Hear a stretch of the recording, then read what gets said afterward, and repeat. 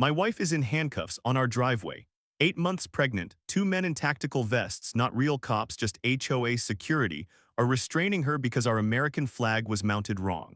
The flag that covered my father's coffin, the flag from my 20 years serving this country.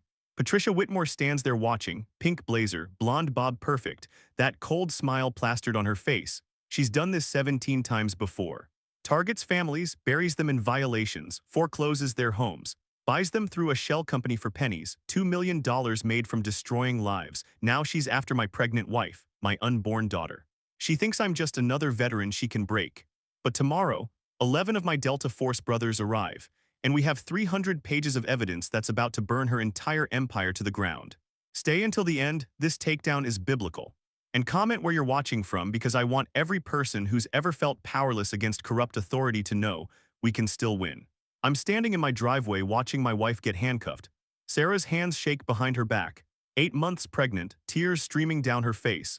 Two men in tactical vests, fake badges, fake authority, holding her like she's a criminal. The HOA president stands behind them. Patricia Whitmore, mid-50s, blonde bob, pink blazer, that smile that doesn't reach her eyes. Rules are rules, Mr. Morrison, she says. My fists clench, 20 years Delta Force.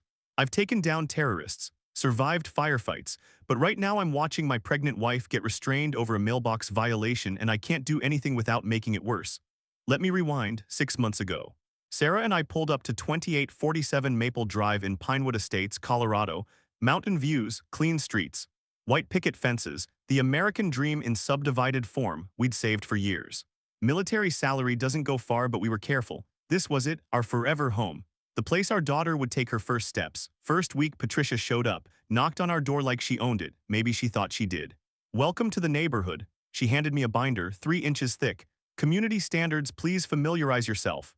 I flipped through it, font size regulations, grass height requirements, approved paint colors. Mail delivery container specifications. This is thorough, I said. We maintain property values here, Mr. Morrison. Her eyes swept over me, over my truck, over the moving boxes. I trust you'll comply. Sarah squeezed my hand after Patricia left. She seems intense. I've dealt with worse, I said. I was wrong. 2 weeks later, the first violation notice appeared, pink envelope taped to our door. Welcome, matte, non-compliant beige tone. Approved colors, gray, black, navy, fine $50. I laughed, actually laughed. Sarah didn't. 3 days later, vehicle parked 3 inches over driveway boundary line. Fine. $75. Then flower pots, unapproved terracotta material, fine $50. Then mailbox flag positioned at incorrect angle, fine $100. Every morning, pink envelopes. Like a stalker leaving love notes. Sarah started checking the door before I woke up, hiding the notices, paying the fines from her teaching salary. I found the stack in her desk drawer, 14 violations, $1,100. Why didn't you tell me? I asked. She was crying, hand on her belly, 6 months pregnant with our daughter. I didn't want you to worry, you just retired, you're supposed to be relaxing. Relaxing, right. I went to the monthly HOA meeting.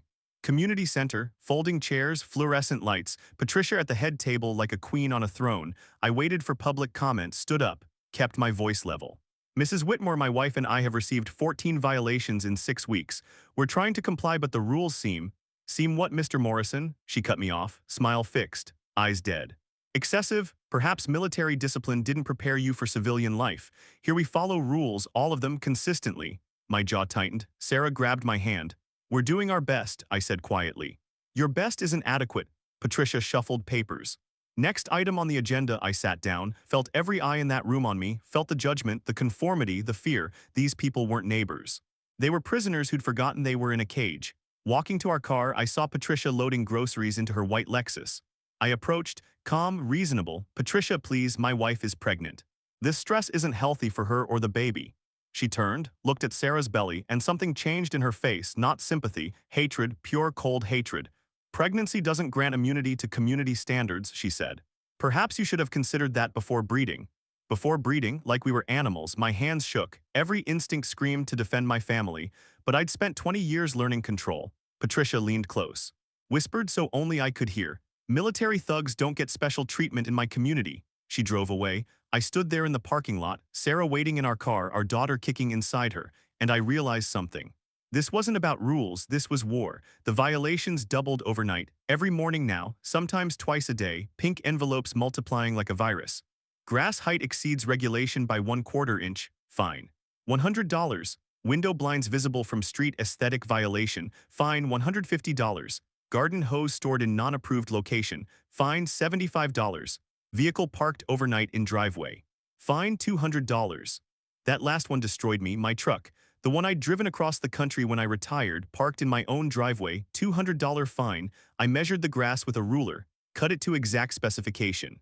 Got a violation the next day claiming it was now too short. I moved the hose to the garage. Got a violation for garage door open during non-permitted hours. It was impossible, deliberately impossible. Sarah stopped sleeping. I'd find her at 3 a.m., 7 months pregnant, sitting at the kitchen table with a calculator and a stack of pink envelopes. "We've paid $4,000 in fines," she whispered. "Jake, we can't afford this. The baby comes in 2 months. We need that money for," she broke down crying, hands on her belly, shoulders shaking. I held her, felt her heart racing, felt our daughter kicking like she could sense her mother's fear. "I'll fix this," I said. "How? She's the HOA president. She makes the rules. I'll fix it." But I didn't know how. I tried reasoning with the board. They met in Patricia's living room against HOA bylaws, but nobody cared. 5 people. All her friends, all nodding along while she listed our violations like reading a criminal record. "The Morrison family has demonstrated persistent inability to maintain community standards," Patricia said. She was wearing pink again.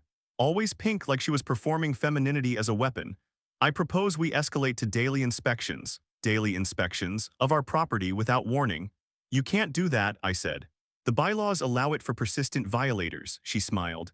"Unless you'd prefer to simply leave, I know a buyer who'd take the property as is." A buyer? She already had a buyer lined up. I looked around the room. These people wouldn't meet my eyes. "This is harassment," I said quietly. "This is compliance enforcement." Patricia stood, meeting over. "Good evening, Mr. Morrison." I left, drove home. Sarah was in the nursery we'd painted yellow, surrounded by unopened boxes of baby clothes, crying. "They called me today," she said. "Patricia called my principal, told her I was a community disturbance. Jake, I could lose my job." My blood went cold. "She contacted your employer. She said she was concerned about my stress levels affecting my teaching performance." Sarah looked up at me, eyes red, exhausted. "What kind of person does this? A predator, a sociopath. Someone who turned suburban bureaucracy into a weapon." That night I couldn't sleep. I sat on our porch at 2 a.m., looked at our house, our home, the place we dreamed about. It was becoming a prison. My phone buzzed. Text from Marcus, old friend from my unit, intelligence specialist. If anyone could find dirt, it was him. "Heard you're having HOA trouble. Want me to dig?" I stared at that message for a long time, then I typed. "Dig deep." 3 days later Marcus called. His voice was tight, controlled, the way it got when he'd found something bad. "Jake, sit down." I sat on our back porch. Watched Sarah through the window, hand on her belly, trying to fold baby clothes.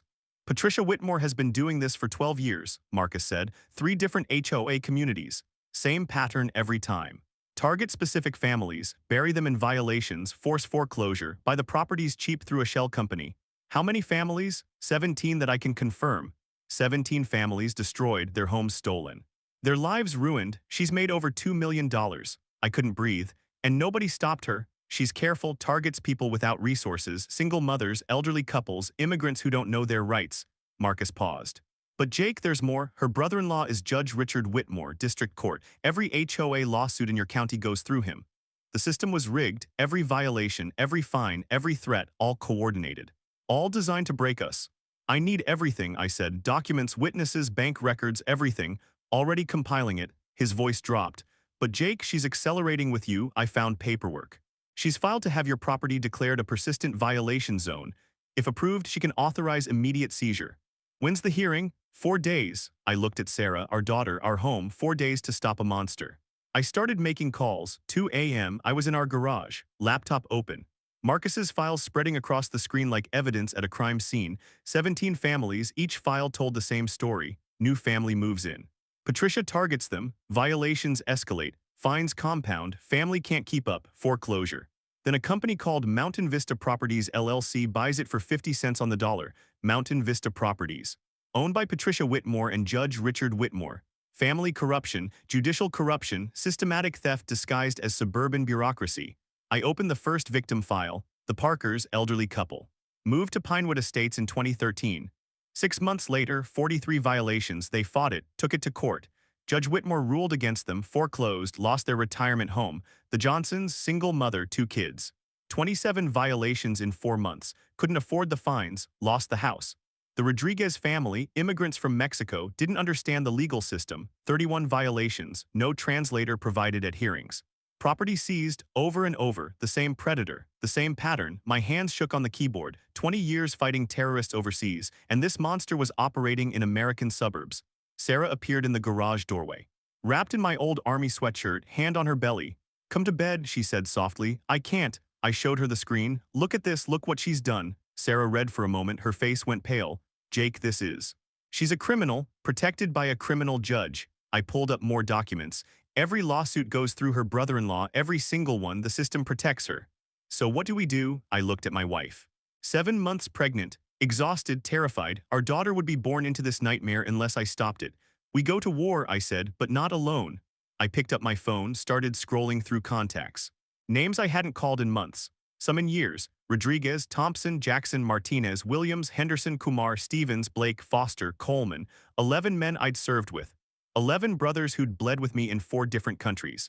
I started typing, "Need help, domestic threat, Colorado, can you come?" I sent it to all 11. Within an hour, every single one responded, "On my way, Rodriguez, be there tomorrow."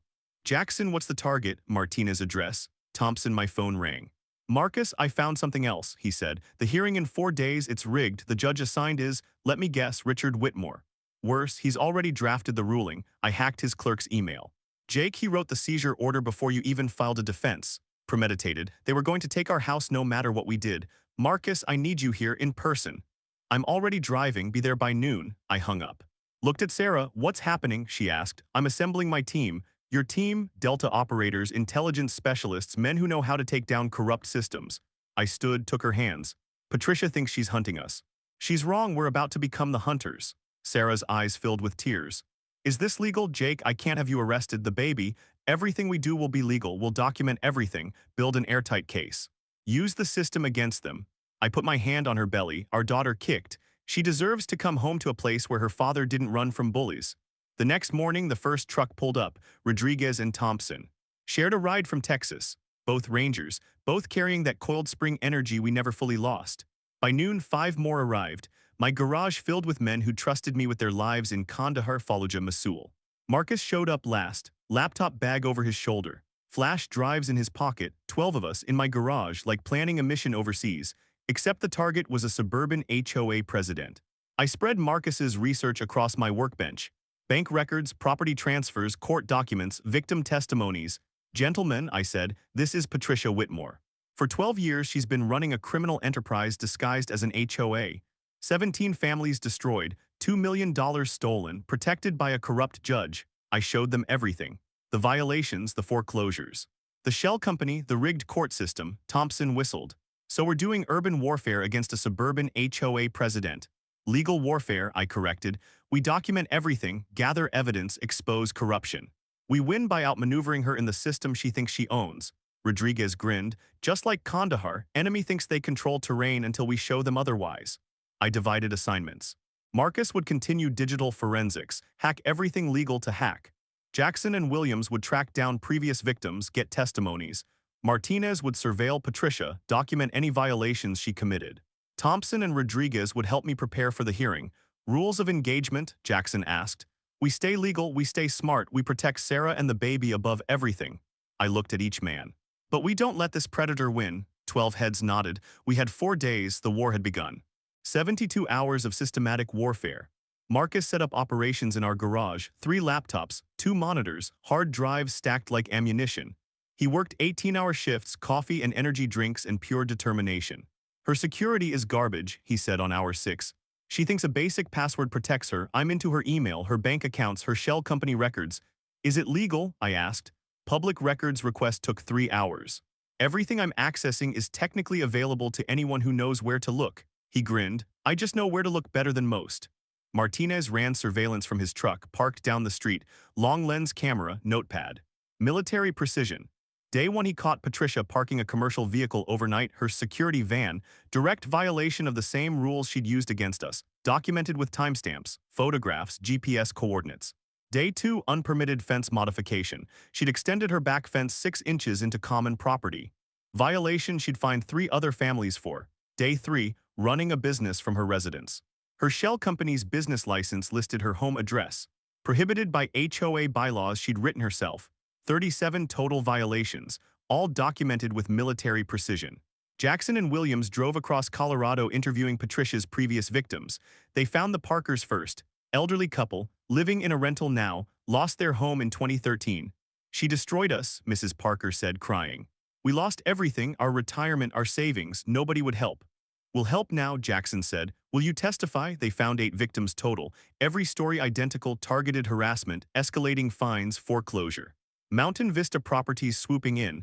Williams compiled testimonies, dates, amounts, patterns, evidence of systematic fraud. Meanwhile, Thompson and Rodriguez helped me prepare for the hearing. You need to control the courtroom, Thompson said. Don't let them set the narrative. We rehearsed, practiced responses, planned every contingency. Sarah watched from the doorway, 34 weeks pregnant now, exhausted, but something had changed in her eyes, hope. You really think this will work? She asked that night. I held her on our couch, our daughter kicking between us, my brothers working in the garage. I know it will, I said.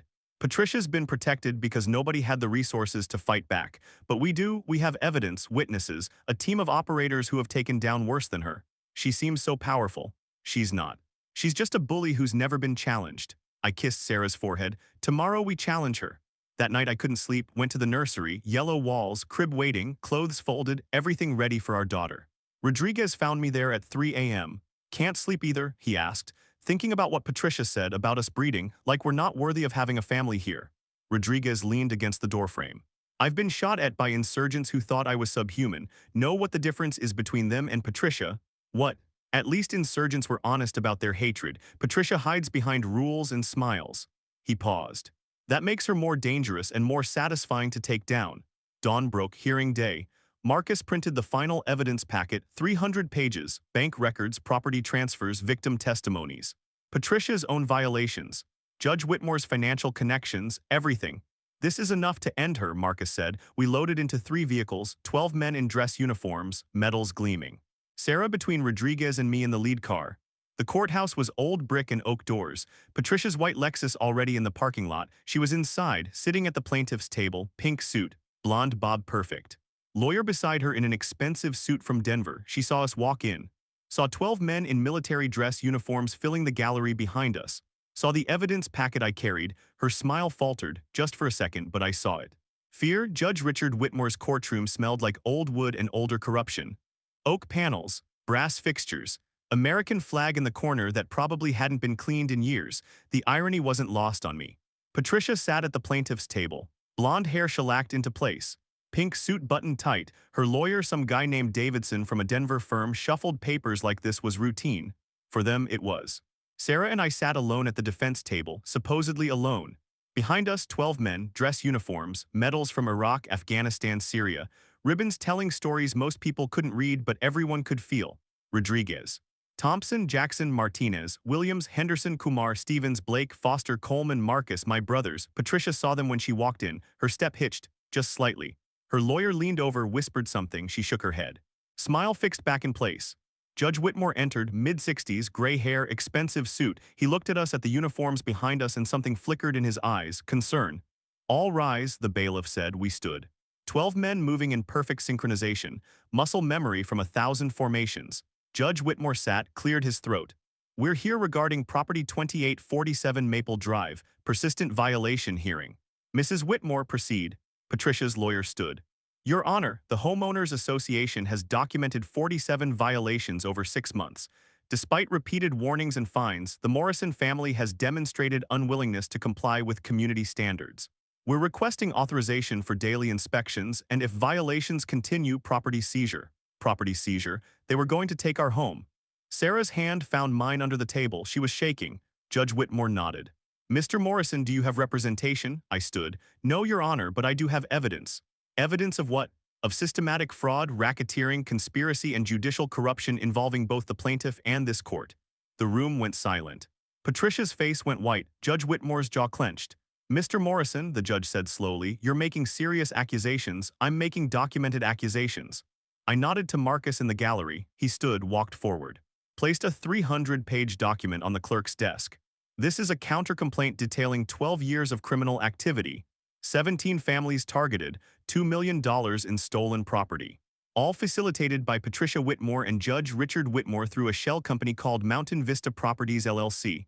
Judge Whitmore stood, "This hearing is over. With respect, Your Honor, you're about to recuse yourself." Marcus pressed a button on his tablet. The courtroom screens lit up, modern technology in an old courtroom, usually used for evidence photos, now showing bank transfers, property records, emails. Transfer from Mountain Vista Properties to Richard Whitmore, March 2019. $140,000. Email from Patricia Whitmore to Richard Whitmore, June 2021. The Rodriguez family is ready. File foreclosure. I have a buyer lined up. Property transfer 2847 Maple Drive. Foreclosure authorization dated 4 days ago. Before any hearing occurred. The last one destroyed them. Judge Whitmore had pre-written our foreclosure order before we'd even defended ourselves. Patricia stood. This is illegal evidence. Public records, Marcus said calmly. All obtained through legal information requests. Every document here is admissible. The courtroom doors opened. FBI agent Sarah Reddick walked down the aisle, badge held high, 3 agents behind her. I'd never met her before that moment. Marcus had contacted the FBI 2 days ago, sent them everything. They'd fast-tracked the investigation. Patricia Whitmore, Agent Reddick said, voice carrying through the stunned silence. You're under arrest for wire fraud, racketeering, and conspiracy to commit fraud. Patricia exploded, not figuratively, literally exploded into rage. No, she lunged toward the FBI agents. You can't do this. I am the HOA president. I run this community. 2 agents grabbed her arms. She thrashed against them, that carefully cultivated sophistication shredding like tissue paper. Get your hands off me. Do you know who I am? Her blonde bob came loose, her pink suit jacket twisted, the mask of suburban respectability disintegrating into something feral underneath. You military trash, she screamed at me, spit flying. Face twisted, you think you can come into my neighborhood and destroy what I built? Agent Reddick was reading her rights. Patricia wasn't listening. I will destroy you, she fought against the handcuffs. Your wife, your baby, your life. I will take everything. The courtroom was chaos now, reporters rushing in, cameras flashing, more FBI agents surrounding Judge Whitmore's bench. I stepped closer to Patricia, close enough to speak quietly. Close enough that only she could hear. You already tried, I said. You failed, you forgot something important. What? She snarled, still struggling, hands cuffed behind her back now. I don't fight alone. Her eyes found Sarah. Still sitting at our table, hands on her pregnant belly, watching Patricia's empire collapse in real time. For just a moment, Patricia's face showed something almost like recognition. She'd targeted the wrong family. She'd gone after a man who knew how to fight back, who had brothers who'd storm through walls for him. You people are all the same, she spat. You think you're heroes. No, I said, we just stopped a bully. They led her out. Through the courtroom, through the oak doors, into the hallway where more cameras waited. I could hear her screaming all the way down the corridor. Judge Whitmore was being handcuffed at his bench. His lawyer was already calling. His career was over. His freedom was over. Patricia's lawyer had disappeared. Smart move. Agent Reddick approached our table. Mr. Morrison, Mrs. Morrison will need statements, but I wanted to say this was exceptional work. Most victims of schemes like this never get justice. Most victims don't have a Delta Force team, Rodriguez said from the gallery. Sarah stood. I helped her up. 34 weeks pregnant and she just watched justice happen in real time. Is it really over? She asked. Agent Reddick nodded. The evidence is overwhelming. They'll both face federal charges, and we're investigating the previous foreclosures. Those families may get their properties back. 17 families. Getting their homes back, their lives back. We walked out of that courthouse, through the reporters, through the cameras, through the chaos, into Colorado sunshine. My brothers surrounded us. A wall of protection, of brotherhood. Beer, Thompson suggested. Later, I said, first we go home. Our home, that they'd tried to steal, that we'd fought for. We drove back to Pinewood Estates, to 2847 Maple Drive. Our lawn was covered in flowers, blue ribbons, notes from neighbors. We're sorry, thank you, you saved us. The community was waking up, realizing they'd been prisoners, realizing freedom was possible. Sarah squeezed my hand. You did it. We did it, I corrected. But I had a feeling it wasn't completely over. Patricia had been arrested, but her influence remained. Her cronies on the HOA board, her allies in the neighborhood. The battle was won. The war wasn't finished. We got home at sunset. Golden light on our house, our home, the place we'd fought for. The flowers and notes covered our lawn like a memorial or a celebration. I wasn't sure which. Sarah went inside, exhausted. I helped her to the couch. Our daughter kicked strong. Healthy, 8 more weeks until we met her. My brothers were leaving, trucks starting up, handshakes, hugs. You need us to stay? Rodriguez asked. No, you've done enough, more than enough. Call if anything changes, Jackson said. We're 2 hours away. They drove off, convoy of warriors returning to civilian life. I stood in my driveway alone, watched the sun set over the mountains, felt something like peace settling over me. Then I saw our garage door. Spray paint, red, dripping. Traders, my blood went cold. I walked around the house, more spray paint on the siding. Eggs smashed against the windows, our mailbox, the new one we'd installed to code, ripped from the ground and smashed to pieces. Sarah appeared at the front door, saw the damage, her face went white. Go inside, I said quietly. Jake, please go inside, she went. I called the police. They arrived 30 minutes later, took photos, took statements. Probably neighborhood kids, the officer said. I wouldn't worry too much. But I knew better, this wasn't kids, this was retaliation. Patricia was in jail, but her people weren't. That night I slept on the couch, kept my phone close. Listened to every sound. At 2 a.m., glass shattered. I was up instantly, hand reaching for a weapon I no longer carried, front window, brick through it, glass everywhere. Sarah screamed from the bedroom. I ran to her. She was sitting up in bed. Hands on her belly, eyes wide with terror. Are you hurt? I checked her, checked for blood, for injuries. No, I'm fine, the baby, she winced. Jake, I had a contraction. False alarm, I don't know, maybe. The shock, another contraction, stronger. Her face twisted in pain. I called 911, called our doctor, 8 weeks early, too early. The ambulance came, lights flashing, neighbors watching from windows, nobody helping. Nobody calling out support. They were afraid, or they were complicit. At the hospital, the doctor checked Sarah, monitored the baby, gave her medication to stop the contractions. She's okay, the doctor said finally. But Mrs. Morrison, you need to avoid stress. Severe stress can trigger early labor. Avoid stress. While our house was being vandalized, while Patricia's allies waged guerrilla warfare against us, we got home at dawn. I'd called a glass company. They were boarding up our window, $300, not covered by insurance, deductible was higher.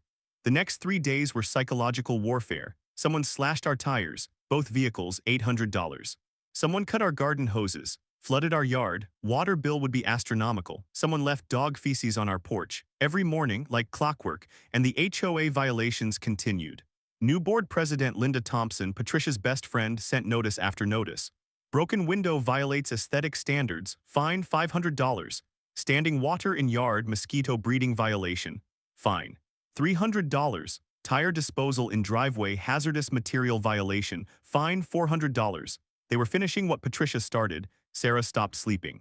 I'd find her at 3 a.m. sitting in the nursery crying quietly so she wouldn't wake me. I can't do this, she whispered one night. Jake, I can't bring our baby into this. Maybe we should just leave, sell the house. Walk away. Every part of me wanted to agree, to protect her, to run, but I'd spent 20 years not running from bullies. That's what they want, I said. That's what Patricia did to 17 other families. She broke them until they left. Then she stole their homes. But at what cost? Sarah looked at me, eyes red, exhausted, 35 weeks pregnant and being tortured by suburban terrorists. Is it worth it? Is this house worth our daughter's health? I didn't have an answer. The next morning, the HOA called an emergency meeting, community healing session. Translation, vote us out. I didn't want to go, Sarah insisted. We can't hide, she said. If we don't show up, they win by default. We drove to the community center, my hand on Sarah's belly, our daughter kicking, alive, fighting. The parking lot was packed, the meeting room overflowing. We walked in together, every head turned. Hostile eyes, angry faces. Linda Thompson stood at the front, Patricia's age, Patricia's haircut, Patricia's smile. The Morrison family has brought chaos to our peaceful community, she announced without preamble. Multiple police visits. Media attention, property vandalism, all stemming from their refusal to follow simple rules and their vendetta against our beloved President Patricia. Beloved, they were calling a convicted criminal beloved. Murmurs of agreement rippled through the room. I stood to speak. Boos erupted, actual boos, like I was a villain in their story. My wife is 8 months pregnant, I said, voice carrying over the noise. We've followed every rule. Patricia Whitmore is under federal indictment for fraud, and you're blaming us. You humiliated our president, someone shouted from the back. She was stealing from you, I shouted back. From all of you, check your property values. Check who bought the foreclosed homes. You've been manipulated. Enough, Linda slammed her gavel. Security, escort them out. 2 men approached. Same tactical vests Patricia's fake security had worn, not real cops. Not licensed guards, just enforcers. One reached for Sarah's arm. That's when everything stopped. Rodriguez stepped from the crowd, placed himself between the guard and Sarah. Silent, solid, unmovable, then Jackson, then Thompson. Then Martinez. All 12 of my brothers materialized from different positions in the room. They'd stayed, they'd been watching, waiting, the guards froze. Touch her again, I said quietly, and see what happens. The room went dead silent. Linda's face went scarlet, veins visible in her neck, hands gripping the podium like she wanted to rip it apart. You're threatening us, her voice cracked. With your military thugs, no threats, I said calmly. Just protecting my wife. The security guard, big guy, neck tattoos, fake badge clipped to his tactical vest, stepped forward, puffed his chest, trying to look dangerous. You think you're tough, he jabbed a finger at Rodriguez. I did 6 years in prison, Rodriguez cut him off, voice flat, eyes dead. Yeah, we know, assault charge in 2019, domestic violence in 2021, you're not licensed security. You're Patricia's cousin working under the table. The guard's face went white, his hand dropped, Marcus had done his homework. Again, this meeting is illegal, Jackson added, standing now, uniform crisp. Combat infantry badge gleaming under fluorescent lights. No proper notice given. No quorum present under Colorado HOA law section 38-33.3-310. You're not a legitimate board. Linda's hands shook. Get out, all of you. Gladly. Sarah stood. I helped her up. 8 months pregnant, and she had more courage than everyone in that room combined. She turned to face the crowd. Neighbors who'd watched our house get vandalized, who'd done nothing while we were terrorized. We filed a federal civil rights lawsuit this morning, Sarah said, voice steady, strong, against the HOA, against Patricia Whitmore. Against every board member who participated in the harassment, every violation you sent, every fine you imposed, every threat you made, it's all documented and you're all named. The room erupted, shouting, chaos. People demanding to see the lawsuit, others screaming at us to leave. Linda grabbed her phone. I'm calling the real police, you're all trespassing. Perfect, I said, because we invited them. On cue, 2 sheriff's deputies walked through the door. Not the ones who dismissed our vandalism reports. New ones. Marcus had contacted the county sheriff directly, sent him everything. They looked around the room, saw the unlicensed security guards, saw Linda's illegal meeting. Saw the mob mentality. Ma'am, the first deputy said to Linda, we need to talk about several ordinance violations, operating a private security force without licensing, holding board meetings without proper public notice. Harassment complaints. Linda's perfect composure shattered. This is you can't, we can, and we are. The deputy pulled out a citation pad. Let's start with the unlicensed security personnel. We walked out. My brothers surrounding Sarah and me, a protective formation we'd used in hostile territory. Outside, the Colorado air was cold, clean, free. Rodriguez walked us to our car. You okay? Yeah, I said. Thanks for staying. We never left, he grinned. You think we'd drive 2 hours home just to miss the finale? I looked at Sarah. She was pale, shaking, hands on her belly. Sarah, I'm okay, just tired, and she winced hard. Jake. Something's wrong. What? The baby, she's another wince, stronger. Sarah doubled over. Contraction, real one. My world stopped. Hospital now. I helped her into the car. Rodriguez jumped in the driver's seat. Thompson rode shotgun. We flew through Pinewood Estates, through red lights, through stop signs, 20 minutes to the hospital. We made it in 12. Sarah was rushed inside, wheelchair, nurses running, doctor shouting orders. She's in active labor, 35 weeks. Get me an oar ready, we might need emergency C-section. I tried to follow, a nurse stopped me. Sir, you need to wait. That's my wife, that's my daughter. I understand, but right now we need space to work, please. Waiting room. I stood in that hallway, helpless, again like watching Sarah get handcuffed, like watching Patricia destroy our life. Helpless while the woman I loved suffered because of stress we couldn't escape. Rodriguez put a hand on my shoulder. She's strong, the baby's strong. This is my fault, I said, voice breaking. I should have just left, sold the house, protected them. No, Thompson's voice was hard. This is Patricia's fault, Linda's fault. Every coward in that community center who chose bullying over humanity, don't you dare take their guilt. I sat in that waiting room, fluorescent lights buzzing, smell of antiseptic, clock ticking, hours passed. My brothers filled the chairs around me, silent support, present, unmoving. Finally, after 6 hours that felt like 6 years, a doctor appeared. Mr. Morrison, I stood, legs shaking. How is she? How's the baby? The doctor smiled. That smile told me everything. Your wife is exhausted but stable. Your daughter, he paused. She's tiny, 4 pounds 11 ounces, but she's breathing on her own. Heart rate is strong. She's a fighter. I couldn't speak, couldn't breathe. Would you like to meet her? They led me through sterile hallways. White walls, blue scrubs everywhere, beeping machines creating a symphony of life and death. The NICU, Neonatal Intensive Care Unit, where the smallest warriors fought the biggest battles. She's in incubator 3, the nurse said softly. I saw her through the plastic, so small, impossibly small, tubes and wires covering her tiny body, but her chest rose and fell. Rose and fell, breathing, fighting, living. You can touch her, the nurse said, through the ports. I put my hands through, touched her skin, warm, soft, real. My daughter, Emma Grace Morrison, born 6 weeks early because of stress. Because of harassment, because of Patricia Whitmore's cruelty, but alive, surviving, winning. Hi, baby girl, I whispered. I'm your dad, I'm here, I'm always here. Her tiny hand wrapped around my finger, grip surprisingly strong. Sarah was in recovery. They wheeled me to her room. She was awake, exhausted, hair matted, hospital gown, most beautiful thing I'd ever seen. Emma, she asked immediately, strong, breathing, perfect. I sat beside her bed, took her hand.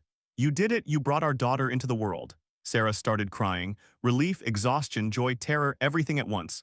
I was so scared, Jake, so scared I'd lose her that the stress would, but you didn't, she's here, she's fighting. Just like her mother. We sat in that hospital room, holding each other, crying together, our daughter 20 feet away in an incubator fighting for every breath. This should have been joyful, should have been pure celebration. Instead it was tainted, poisoned by what we'd endured. My phone buzzed. Marcus. Not now, I said. Jake, you need to see this. I almost hung up, but something in his voice stopped me. What? Patricia violated bail. She contacted Linda Thompson directly. County jail recorded the call. She orchestrated the whole meeting, the security guards, the harassment, everything. My blood went cold. She's in jail and still controlling them. Not anymore. FBI is adding witness intimidation charges, violation of bail. Judge Whitmore's brother, the state senator, just resigned. The whole network is collapsing. I looked at Sarah, at the monitors showing our daughter's heartbeat. Good, I said. Let it burn. There's more. The shell company's assets are frozen, all 7 foreclosed properties. The families are getting them back. The Parkers, the Johnsons, everyone. Justice, real justice, not just for us.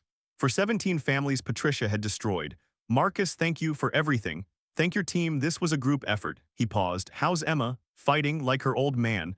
I stayed at the hospital for 3 days. Slept in a chair next to Sarah's bed. Visited Emma every hour, watched her breathe, watched her grow stronger. Rodriguez and Thompson brought us food, real food, not hospital cafeteria. Marcus brought updates on the legal case. Jackson brought flowers from 8 families we'd never met, Patricia's other victims, thanking us. The nurses commented on it. We've never seen support like this, you must have some special friends. Brothers, I corrected. I have brothers. On day 4 they let Sarah hold Emma. Skin-to-skin contact, mother and daughter, both survivors, both warriors. I took a picture, wanted to remember this moment. The moment we won, not just against Patricia. Against everything that tried to break us. Day 7, Emma was stable enough to go home. Still tiny, still needing monitoring, but breathing room air, eating, growing. We drove back to Pinewood Estates. To 2847 Maple Drive, to the house we'd fought for. Our lawn was covered in blue ribbons, flowers, balloons, notes. Welcome home, Emma. Thank you for fighting. You saved us all. The community had changed. Word spread about Patricia's arrest, about the witness intimidation charges, about the families getting their homes back. Fear was turning into hope. We carried Emma inside, placed her in the crib we'd bought 8 months ago, yellow walls. Soft blankets, safe. Sarah collapsed on our couch, exhausted but smiling. We did it, she whispered. We survived, I said, but I knew it wasn't over. Patricia's trial was in 3 months. 3 months felt like 3 years. Emma grew. 4 pounds became 6, 6 became 8. Breathing tubes came out, monitors came off. Our tiny fighter became a healthy baby girl. Sarah recovered, slowly. The trauma of early labor stayed with her, but she was strong. Stronger than Patricia ever was. The neighborhood transformed. Linda Thompson resigned from the HOA board. 2 other Patricia loyalists moved away, couldn't face what they'd enabled. New board elected, actual neighbors, good people. First action, review and reduce all violation fines. Second action, terminate the security contract with Patricia's cousin. Third action, apologize, official letter, signed by every board member. We failed you. We allowed tyranny to masquerade as order, we're sorry. It didn't erase what happened, but it was a start. Marcus kept working, digging deeper, finding more evidence, more victims. Patricia's scheme goes back further than 12 years, he told me one night. Emma asleep on my chest, Sarah dozing on the couch. Found records from 2005, different state, same pattern. She's been doing this for 20 years. 20 years, dozens of families, millions stolen. How did nobody stop her before? Same way any predator operates, target the vulnerable, move before anyone organizes. Use the system to protect yourself. Marcus closed his laptop, but she got comfortable, got arrogant, thought she was untouchable. And then she went after a Delta operator with a team of brothers. Exactly. The trial date arrived. Federal courthouse, Denver, big case, media everywhere. Patricia looked different. Orange jumpsuit, no pink blazer, hair gray at the roots, blonde dye growing out. The mask was gone, just a tired woman facing consequences. Judge Whitmore was being tried separately, already pleading guilty, hoping for reduced sentence. Cooperation agreement. Patricia fought, denied everything, blamed her lawyer, blamed Judge Whitmore, blamed the families she destroyed. Never blamed herself. The prosecution was surgical, bank records, property transfers, emails, phone calls, 17 victim testimonies. Mrs. Parker cried on the stand. She took everything, our home, our savings. Our dignity, the Johnson woman spoke with quiet rage. I was a single mother working 2 jobs. She knew I couldn't afford the fines. She targeted me anyway. One by one, 17 families, 17 stories, same predator. Then came our turn. Sarah testified first. I was 8 months pregnant. She told me I should have considered that before breeding, like we were animals, like we didn't deserve to live in our own home. Her voice cracked. But she didn't cry, she was past tears. Then her harassment caused early labor. My daughter was born 6 weeks premature, 4 pounds, fighting for every breath, because Patricia Whitmore couldn't stand seeing a military family in her community. The jury's faces changed.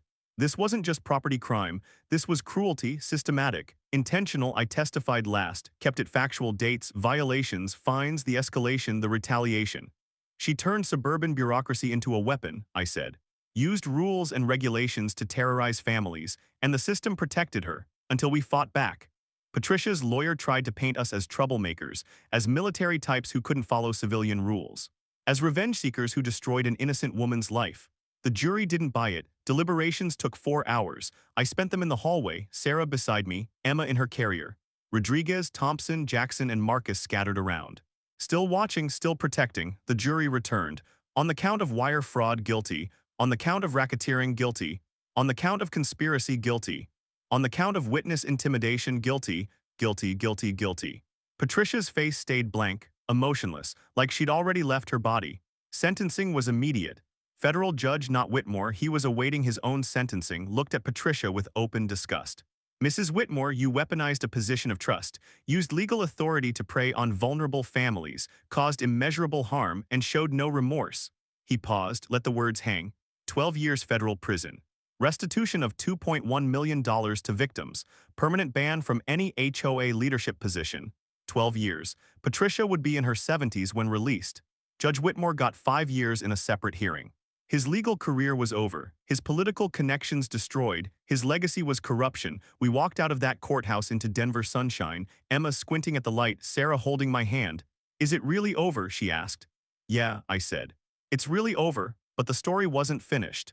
The week after sentencing, we held a community meeting. The real kind, no intimidation, no threats, just neighbors. The community center was packed, different energy now. Hope instead of fear. The new HOA president, Mr. Parker, the elderly man Patricia had destroyed in 2013, stood at the podium. We're here to rebuild, he said, to become what we should have been all along. A community, not a prison. He announced new bylaws, reasonable rules, transparent finances, no targeting families, no harassment. 8 families got their homes back, properties returned. Mountain Vista properties dissolved. Assets distributed as restitution. The Johnsons moved back into their house. The Rodriguez family returned. One by one, Patricia's victims reclaimed what was stolen. It felt like Liberation Day. Afterward, Mrs. Parker approached us. She was crying, happy tears this time. You gave us our home back, she said. After 5 years fighting, 5 years living in a rental, you gave us our home. I shook my head. We just exposed the truth. No, Mr. Parker's voice was firm. You gave people hope. You showed us that bullies don't always win, that good people can fight back and survive. They hugged Sarah, touched Emma's tiny hand. She's beautiful, Mrs. Parker whispered. Worth everything you fought for. Emma yawned, tiny mouth opening, eyes closing, safe, loved, home. The neighborhood threw a barbecue the next weekend. First real community event in years. Kids playing, families laughing. No fear, no violations, no pink envelopes. Rodriguez manned the grill. Thompson told stories. Jackson played guitar. Marcus set up speakers. My brothers celebrating with us. You ever regret it? Rodriguez asked while flipping burgers. The fight, the stress, what it cost you. I looked at Sarah. She was sitting with Emma, surrounded by neighbors who'd finally found their courage. Mrs. Johnson was holding Emma. The woman Patricia had destroyed, now reclaiming joy. Not for a second, I said. Good, because you started something here. Rodriguez gestured to the crowd. These people were prisoners, they just didn't know it. You freed them. We freed them, I corrected. Couldn't have done it without the team. That's what teams are for. Evening came, sunset over the mountains, purple and gold light, Emma asleep in Sarah's arms, our home behind us. Our community around us. Speech, someone called out. I didn't want to, but Sarah nodded, so I stood. I'm not good at speeches, I started, nervous laughter. But I want to say something. 6 months ago, we almost lost everything. Our home, our peace, nearly lost our daughter. The crowd went quiet. Patricia Whitmore used fear to control you, used rules as weapons, made you believe resistance was impossible. But it wasn't, it never was. I looked at the Parkers, the Johnsons, the Rodriguez family, all the others. You deserved better, you always deserved better, and now you have it. Because you found courage, you testified, you fought back. You took your community back. Mr. Parker started clapping, then Mrs. Johnson, then everyone standing ovation in our own neighborhood. Sarah stood beside me, Emma between us, our family complete, our battle won. But one person was missing from the celebration. Thompson pulled me aside later, got word from the federal prison. Patricia tried to file an appeal claiming wrongful conviction. Of course she did, judge threw it out. No legal basis, she's done Jake, completely done. Justice, real permanent final. That night I sat on our porch, same porch where this nightmare started. Emma in my lap, Sarah beside me. Our American flag mounted correctly not because of rules but because of pride waving in the Colorado wind. Think she learned anything? Sarah asked quietly. No, people like Patricia never do. They believe the world owes them power. Owes them control. I looked at Emma, her eyes opening, meeting mine, but she learned one thing. What? Some people fight back. 6 months after the trial, life found rhythm. Emma grew into a healthy baby, 8 months old, crawling, laughing, no lingering effects from her premature birth. Our tiny fighter had won her battle. Sarah went back to teaching, part-time. Wanted to be home with Emma, her principal was supportive, the same principal Patricia had called trying to get Sarah fired. Your family went through hell, the principal said. Take whatever time you need. I started consulting work, security. Strategic planning. Businesses wanted someone who could identify threats, neutralize them, build defenses. Turns out fighting HOA corruption was good marketing, but the real change was in Pinewood Estates. The community transformed. New families moved in, diverse families, military families, families who'd been scared away by Patricia's reputation. Property values increased. Actual community events happened, block parties, holiday celebrations. Kids playing in streets without fear of violation notices. The HOA became what it should have been all along. Service organization, maintaining common areas, organizing events, helping neighbors, not a weapon, a tool. Mr. Parker ran the board with gentle efficiency. Every rule was reviewed, every fine structure examined, transparency replaced secrecy, compassion replaced compliance. We're building something good here, he told me at a board meeting. Something Patricia never could have imagined, actual community. Other neighborhoods noticed, reached out, asked how we did it, how we took down a corrupt HOA, how we rebuilt trust. Marcus created a guide. Fighting HOA Corruption, a legal approach. Free online, downloaded thousands of times in the first month. Jackson started a nonprofit, Community Defense Fund. Legal resources for families facing HOA harassment. Funded by donations, staffed by volunteers. My brothers turned our fight into a movement. Rodriguez sent me a news article 6 months later, different state, different HOA president, same pattern, same scheme. Look familiar, he texted. It was Patricia's playbook, targeting families, escalating fines, foreclosure, shell company purchase. They're using our case as precedent, Rodriguez said. Fighting back, winning. One battle inspiring others. One victory creating hope. I framed that article, hung it in Emma's nursery, wanted her to grow up knowing her parents didn't run from bullies, didn't accept tyranny, fought back and won. The 1-year anniversary of Patricia's arrest fell on a Saturday. The community organized a celebration. Justice Day, they called it. Food, music, games, kids running around. Emma toddling between Sarah and me, happy, safe, free. 17 families were there, Patricia's victims, every single one, some traveling from different states. We stood together for a photo. Survivors, warriors, winners. To the Morrison family, Mr. Parker said, raising a glass. Who reminded us that courage isn't the absence of fear, it's fighting despite fear. Everyone raised glasses, cheers, applause. I looked at Sarah, at Emma, at my brothers scattered through the crowd, at 17 families who had their lives back. Was it worth it? Sarah asked quietly. Every second, I said, because it wasn't just about us anymore. It was about showing people that systems can be challenged, that corruption can be exposed, that bullies can be stopped. Legally. Strategically, permanently, a young couple approached us later, new to the neighborhood, scared-looking, holding violation notices. We just moved in, the woman said, got these yesterday. We thought after everything things were different now. I looked at the notices, grass height, paint color, standard stuff, but the tone was aggressive, threatening, old habits dying hard. Who sent these? I asked. Board member named Stevens. He was one of Patricia's old allies. I knew him. He'd voted to keep the harassment going even after her arrest. Come with me, I said. We walked to Stevens' house. He answered the door, saw me, face went pale. These notices, I held them up. Stop now. I'm just enforcing. No, you're intimidating new families. The same thing that got Patricia 12 years in federal prison. Want to join her? He swallowed hard. The rules say reasonable enforcement, not targeted harassment. You've got 24 hours to withdraw these notices and resign from the board. You can't make me. Rodriguez appeared beside me. Then Thompson. Then Jackson, not threatening, just present. 24 hours, I repeated. Stevens resigned the next morning, sent an apology letter to the couple, old poison finally being purged from the system. Change wasn't easy. Wasn't instant, but it was happening one family at a time, one bully stopped at a time. Emma's first birthday came, we threw a party, backyard full of people, my brothers, Patricia's victims, new neighbors, old neighbors who'd found their courage. Sarah made a speech, short, emotional. A year ago, I went into labor 6 weeks early, terrified, exhausted, certain we'd lost everything. She looked at Emma. But we didn't lose, we won because we had each other. And we had brothers who refused to let us fight alone. She raised her glass to my team. To the men who taught us that family isn't just blood, it's who stands beside you when the world turns dark. 12 men stood, saluted. Not military salute, something deeper. Brotherhood, loyalty, love. Emma blew out her candle, 1-year-old, healthy, happy. Surrounded by people who'd fought for her before she could even understand why.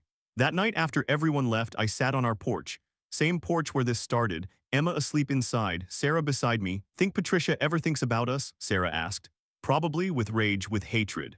With blame. Does that bother you? I thought about it. About Patricia in federal prison, about the families who got their homes back, about Emma sleeping safely in her nursery. No, I said, because she lost, completely, and we won. Completely? Our American flag waved in the wind, symbol of freedom we'd fought to protect, not just overseas, right here in our own backyard. 2 years after Emma was born, we received a letter, Federal Bureau of Prisons.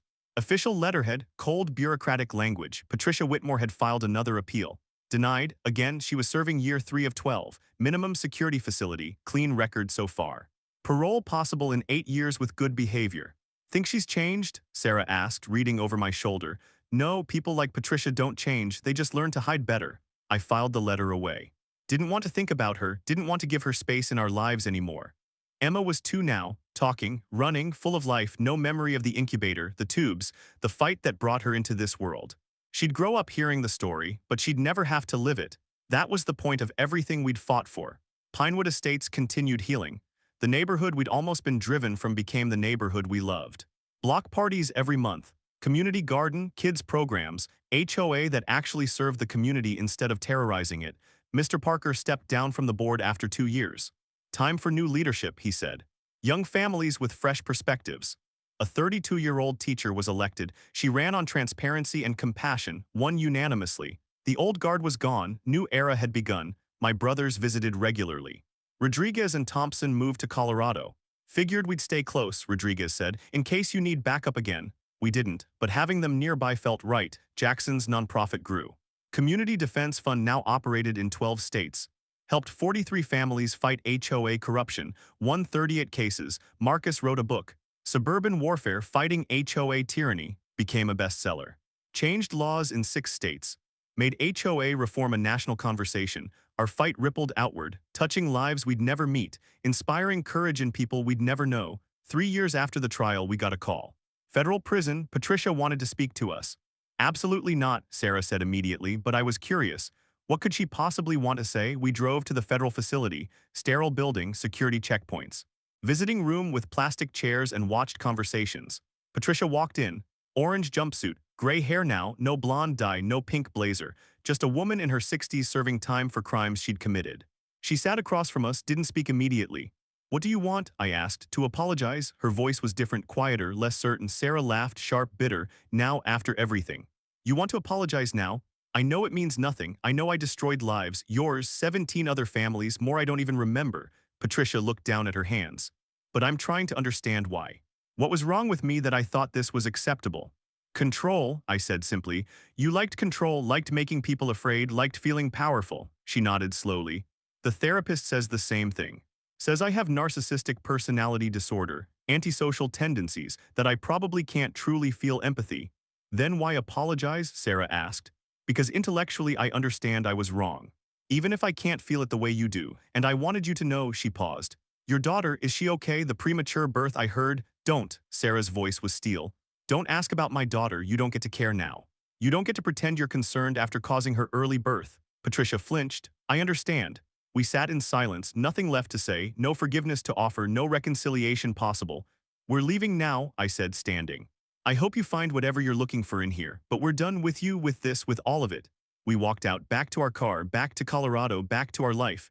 Patricia stayed behind, 8 years left on her sentence. Maybe she'd change, maybe she wouldn't, didn't matter anymore. That night I tucked Emma into bed, 2 years old, asking for one more story, one more song, one more kiss. Daddy, tell the story about when I was born, she said. You were very small, I said, and very strong. You came early, but you fought and you won. Like you and Mommy? Yeah, like us. She smiled, fell asleep holding my hand. I stood in her doorway, watched her breathe, healthy, happy, safe. Everything we'd fought for, right there in a yellow nursery with soft blankets and stuffed animals. Sarah joined me, wrapped her arms around my waist. No regrets, none. You, not a single one, she looked at Emma. She'll grow up knowing her parents didn't run, didn't hide, didn't let bullies win. And that good people can still win, I added, if they're willing to fight. We walked to our porch, same place this whole story started. Our American flag waving in the wind, not because rules required it, but because we'd earned the right to fly it proudly. We defended our home, not overseas, right here, against corruption disguised as compliance, against tyranny hiding behind bylaws. And we'd won, not just for us, for 17 families, for future families who'd never know Patricia's name but would benefit from the laws changed because of our fight. Justice doesn't always come easy. Sometimes you have to fight for it, build a case, gather evidence, assemble a team, stand up when everyone else sits down. Sometimes you have to be willing to lose everything to save what matters most. We did that and we'd do it again because some battles are worth fighting. Some hills are worth dying on, some principles are worth defending. And if you're lucky, if you're very lucky, you have brothers who'll storm through hell beside you. I looked at Sarah, at our home, at the life we'd built from ashes. Thank you, I said quietly, for what? For not giving up, for fighting beside me, for bringing Emma into the world even when everything was chaos. She kissed me. Thank you for showing me that courage isn't the absence of fear, it's choosing to fight despite it. Inside, Emma slept. Outside, our community thrived. Somewhere, Patricia served her sentence. Somewhere, Judge Whitmore did the same, justice. Imperfect, slow, but real. And us, we were home, finally, completely, permanently. If this story meant something to you, if you've ever felt powerless against corrupt systems, if you've ever wondered whether good people can still win, leave a comment below. Tell me where you're watching from, tell me your story, because the fight against tyranny isn't over. It never is, but together we're stronger. Together we can challenge corruption wherever we find it. Together we remember that rules should serve people, not control them. Drop your location, your thoughts, your own battles below. Let's build a community of people who refuse to accept bullying as normal, who stand up, who fight back, who win because this isn't just my story, it's ours. And if you made it this far, you're part of it too. Comment now, let me know you're out there. Let me know we're not alone in this fight.